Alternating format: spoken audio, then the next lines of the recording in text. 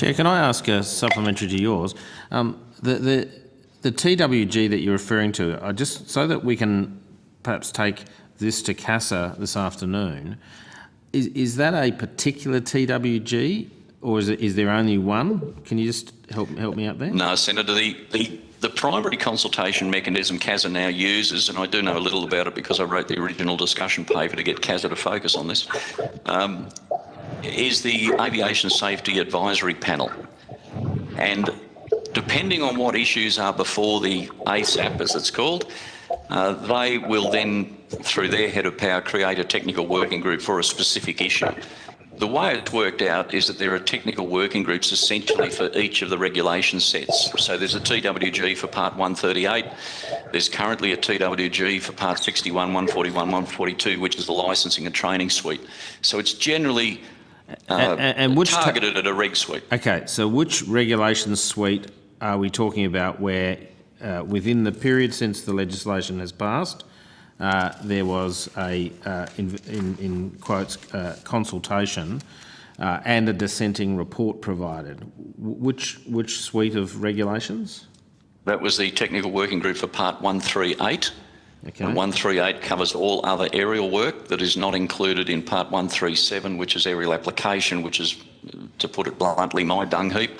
Part 138 also has some fairly significant implications because it simply cannot work without a handoff to a rewritten Part 137. Perhaps on notice, could you provide your interaction in respect of the TWG looking after Part 138, that being, an understanding of when the TWG was stood up, when it met, what reports were created, including by CASA and by the TWG itself, just so we can get a view as to that, because it's very interesting noting that this is post the change to the legislation.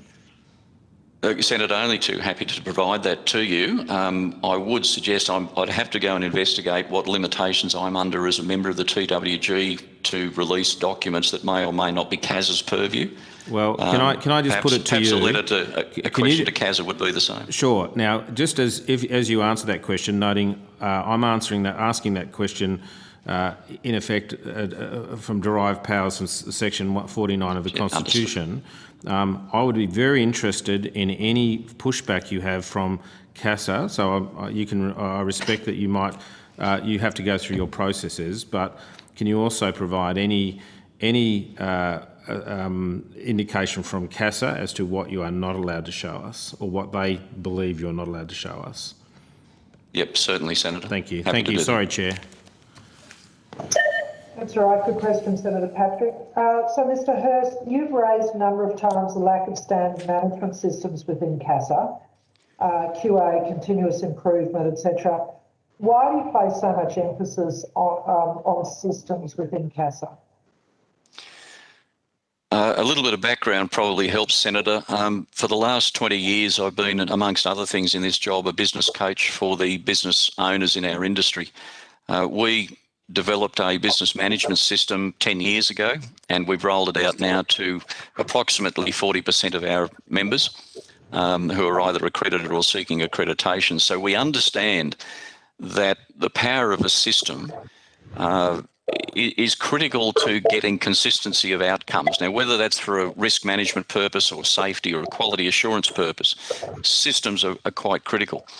The thing that amazes me in this day and age is that organisations, government organisations in particular, such as CASA, and I work across many different regulators, not just CASA, some of them are very good at systems and some of them are very poor at systems. I don't think CASA even makes the pretense, although I'm sure they will defend themselves, they don't make the pretense of having, for example, a continuous improvement program or a quality assurance program. They certainly don't have in their interactions with industry a risk management system, because we are actively prescribed from having that discussion during the regulatory development process. They half got there when they started to develop sector risk profiles. We were the first one. We were the peak body that worked with CASA to describe what are the key risks in our sector and what to do about them. And we think the sector risk profiles hold enormous power for a new cooperative model for general aviation and CASA to do better work. The problem is the culture of CASA. If they won't share power and they won't help put those systems in place, even in their own business model, they're certainly not going to recognise industry models despite our best efforts. And that's what we're working with them at the moment. So you've identified that CASA regulations, particularly the newer ones, are not based on managing identified risks. I think we've talked around this in some of your earlier evidence, but specifically, what's your recommendations for fixing this? It's interesting that we've actually seen some minor change in the last probably 6 months, maybe a little longer. And a good example is the Part 61 Technical Working Group for reform of Part 61, which is pilot licensing. Now, I'm sure others have mentioned to you that Part 61 is an absolute dog's breakfast. Even CASA admits it was poorly implemented, but they can't quite bring themselves to say it's a bad reg set. But they do have a reform process at the moment. Our great challenge with that reform process is simply trying to get the right people from CASA with the right culture to look at simplifying things, to get an outcome-based rule set, not to take shortcuts, simply to get an outcome base that gives us the flexibility to continue to develop. And Part 61 will be interesting to see what comes out of that. We put forward a very detailed proposal to simplify Part 61 for specialised training. Whether CASA takes that up is yet to be seen, although it looks positive. But that again goes to the individual. It would be great if they actually had a system that embedded that change or that culture, rather than having to try and get the right individual, try and get the right individual to get some change. So I'm not sure if that answered your question, Senator. I'm sorry. Well, I'm just reflecting on that training issue where in mustering helicopters, previously you were able to have on-the-job training. It would be up to 500 hours. It's taken very seriously. And now people have to go away to be trained by somebody who doesn't have the depth of experience, the depth of capacity. It's not on the job, and it's for a lesser amount of time. I mean, that perplexes me how that can possibly be a better outcome. Senator, just to give you a practical example of how this pans out in industry, we've been trying to get changes to CASA Part 61 since it was introduced in 2014. The key problem that we see from our sector is that fixed wing and rotary wing have different rule sets. So that if you're in fixed wing, Part 61 requires you to have an aerial application operator proficiency check each year. That was a trade-off that we discussed with CASA years ago to improve safety. And unfortunately now, fixed wing can manage that because the chief pilot is empowered to do that, another initiative from us. And unfortunately, if you're in a helicopter, you have to go and find one of two, I'll say that again, two providers of this highly specialised training. One's in Tasmania, one's in southeast Queensland. How do you think that's gone during COVID? So we're really struggling to understand why CASA will simply not issue an immediate exemption, which we've been asking for 3 or 4 years, an immediate exemption to bring rotary wing operator proficiency checks into line with fixed wing. There's no safety issue. We've had the fixed wing system in place since 2007. Worked fine. Well, let's make that a call to CASA right now, an immediate exemption that they allow for those flight checks for rotary aircraft to be carried out by the chief pilot, because these are the guys who've got thousands of hours on the job and know what they're doing, and yet we're going to send them away. Tasmania, goodness, that'll be handy if you're in Cloncurry, or worse, Senator Stirl, if you're all the way on the other side of the country, to be away at thousands of dollars in travel expenses, to be assessed by, flying away from the very people who know your industry and know your job. Yeah, okay. I asked the CEO of CASA recently about the Part 38 during his appearance before this committee during budget estimates. I was assured that industry was fully on board with that process. Significant less regulation was being brought forward in the Manual of Standards. And is that your understanding? And what was your experience in helping develop that regulation over some years? Is it now a good rule set? It's not a good rule set, Senator. And I think my earlier comments on Part 138 highlight that to some degree, that is exactly what you'd expect CASA to say with the culture they've got. CASA can never be wrong. CASA has to be talked down off high buildings on a regular basis, but they can never be wrong. And this is another example where Part 138 is wrong. And industry has told CASA that a number of times. And as I mentioned, if you want to get a flavour of how industry viewed the process of Part 138, the technical working group submitted a report labelled dissent. So we didn't support the MOS being made because we didn't believe it was fit for purpose, even though we'd managed to reduce the MOS from 180 pages of nonsense down to about 80 pages.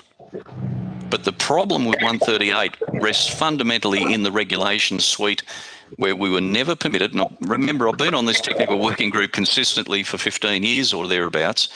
We have never been permitted to have a fundamental discussion about what operations have what risks and how they should best be managed. We actually made that work. We put it in our 138 submission, and it was ignored. As recently as, from memory, it was February of this year, I think we made that submission. So what you're being told by CASA about Part 138, that I also listened to, I really think is a bit of a misleading statement. Perhaps Mr. Carmody hadn't been advised by his staff that 138 TWG had put in a dissent report. I can't speak to that, but I can speak to what the view of the technical working group was, and that was more work was required. Well, that has been my experience to date, is that you get an answer which leads you to believe that the question has been answered, but it's only ever half the information, and when you go back and question it, you're told, well, that they answered the specific part of the question that you gave, which of course is not in the spirit of a Senate inquiry, and certainly doesn't lead to better outcomes for industry. Look, I have another question around the helicopter operator proficiency checks and the costs required. I think we've covered off on that. We've covered off on Part 61 pilot licensing. I was pleased that you made reference to the Fawcett report. I've gone back and read that. There are recommendations in that have still not been adopted, and it was a terrific practical report from somebody who has deep experience in the aviation industry, and Senator Fawcett. So, frustrating to be given the answers and then not have them go through. Unless Senator Sterle, you have a question? Thanks, Chair. Look, Chair, I would endorse that the committee do write to CASA to request an immediate exemption on the issue we were just talking about for the training, and be interested to, under your signature with our support, and flag that with the committee. Be interesting to see why they can't. Senator Sterle, thank you very much for that practical suggestion, and to the Secretariat, I would ask that we follow through on writing to CASA to ask them why there couldn't be an immediate exemption to the helicopter operator proficiency checks to allow the chief pilot of their businesses to carry them out. It is well recognised, particularly in the mustering sector. So thank you, Senator Sterle. We will with your support, go forward with that. Can I just ask one question, Chair?